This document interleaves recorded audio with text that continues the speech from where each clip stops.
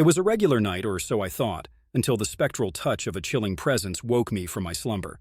I shot up, my heart pounding in my chest, only to find a shadowy figure looming at the edge of my bed. Its form was indistinct, a twisting mass of darkness that seemed to defy the very laws of nature. I tried to scream, but my voice betrayed me, suffocated by an invisible force that held me in a vice-like grip of terror. Night after night, the shadow figure returned, its visits increasingly invasive, penetrating the sanctity of my sleep with an otherworldly persistence.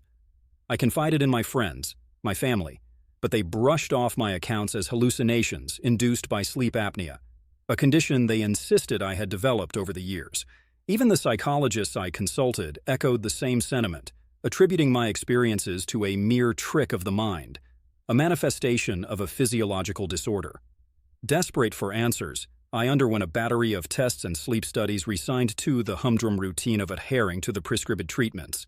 I wore the uncomfortable apparatus, submitted to the invasive examinations, all the while feeling the weight of the shadow person's gaze burrowing into my very soul. The medical report, stamped with the seal of scientific validation, reaffirmed the diagnosis of sleep apnea, leaving me stranded in a mire of doubt and isolation.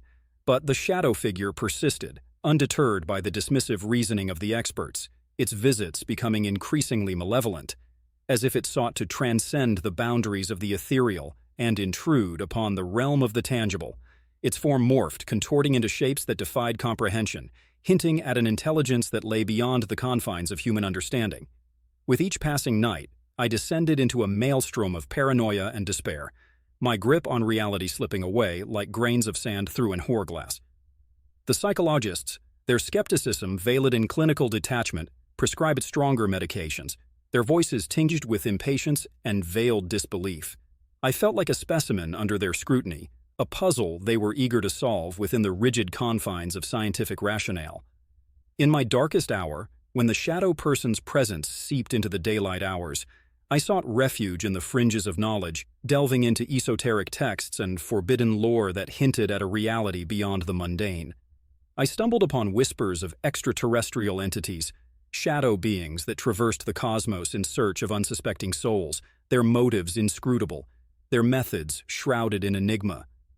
Armed with newfound awareness and a desperate determination, I embarked on a perilous quest, seeking out individuals who dared to defy the constraints of conventional wisdom. They spoke of ancient rituals and protective sigils, of incantations that could repel the shadow person's invasive grip and restore the fragile balance between the material and the transcendent. With trembling hands and a heart heavy with dread, I followed their guidance, braving the darkness that encroached upon my reality, daring to challenge the very fabric of my perceived existence. And in a climactic showdown that blurred the boundaries between nightmare and wakefulness, I confronted the shadow person, its form writhing and contorting with an otherworldly rage that defied all mortal comprehension. In a surge of unearthly light and a cacophony of unearthly echoes, the shadow figure recoiled, its ethereal essence dissipating into the ether, leaving behind a trail of cosmic energy that echoed the vastness of the unknown. I knew then, as I gasped for breath in the aftermath of the encounter, that the psychologists would never understand, that their diagnoses and dismissals would forever remain confined to the narrow confines of human perception. For I had witnessed a truth that transcended the boundaries of rational comprehension, a truth that beckoned me to peer into the abyss of the universe and acknowledge the existence of forces that lay beyond the realm of empirical validation.